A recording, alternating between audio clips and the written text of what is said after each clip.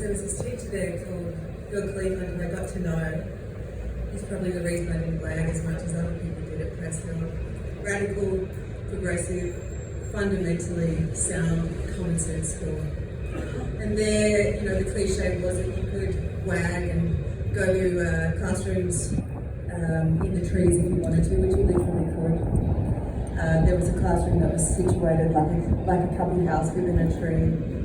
And Bill Cleveland was a teacher of environmental studies there. He's a man who fundamentally connected me with a love of the detail of nature, which we all grew up with. We can remember the mud pies, the first worm. I look back and remember one of my first memories being my mum and I planting pansies in the front yard with our first family home. Along the train track from Sandringham all the way to Kew, there was all this arid land on the side. And I used to wonder, why the dickens aren't we growing things here that we can eat? Because I didn't know you could grow prickly pear there. You could eat prickly pear, and you probably don't want to touch it. But I remember looking around in this time of a little bubble of hope.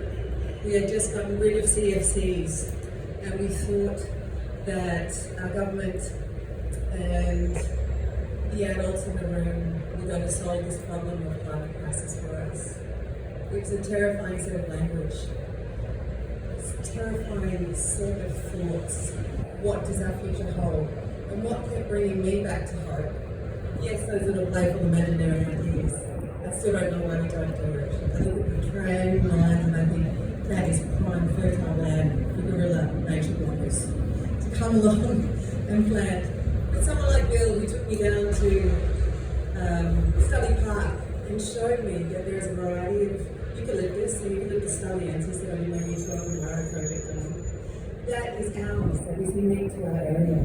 That happened in our little pocket in Kew, where we just were just meeting this crowd, this glorious crowd for the first time. I'm someone who is lucky to live in a community called Compost. 9 houses, no back fences, 8.5 houses. I didn't realise how lucky I was. I lived there from the age of 22 until 32. I brought up my children there.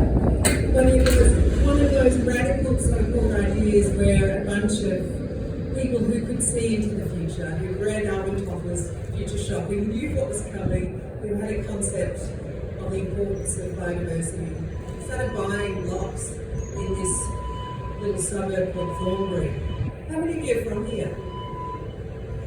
Right, so Thornbury, we're really lucky to be able to afford to buy there now, right? But at the time, you get a block, a friend bought a block next door, another friend bought a block next door, and together they became 8 houses, no back fences. And they're the kind of people who, just with a good idea, went to Darrington Council and said, "You've got a tip over there that's not being used. Is it possible that we could turn it into this radical thing called Series Environmental Health, where we give an example of what it is to live a sustainable life?"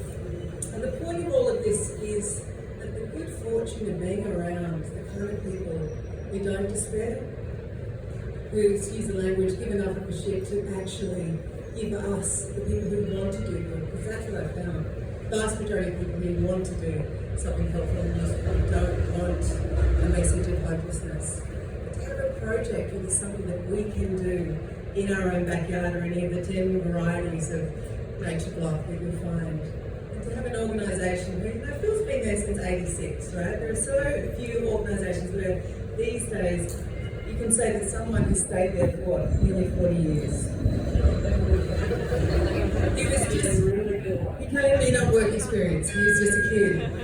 But that point of the hopefulness that we have here, the collaboration with art, the message that nature is one of the places, one of the only places where we can continue to go back to in our own little quiet ways and make a difference to how we feel. And whilst doing that, make something positive happen in the world.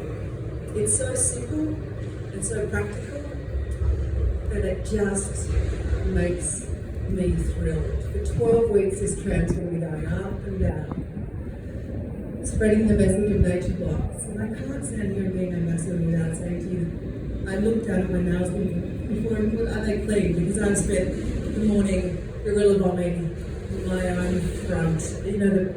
The the patch at the front that we're now allowed to plant on. The council's now allowed us to plant on there.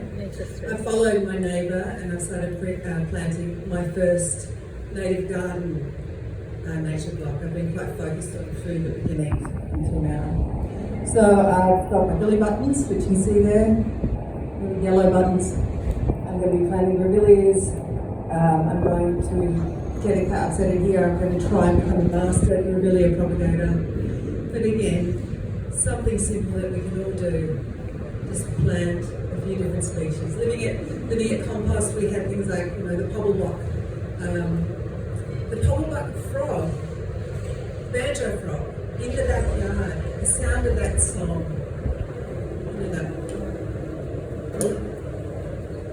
I don't get that. We don't get that in the middle of the city. Of course we don't. But the thought of that kind of magic, that sound, that access to nature didn't exist is unthinkable.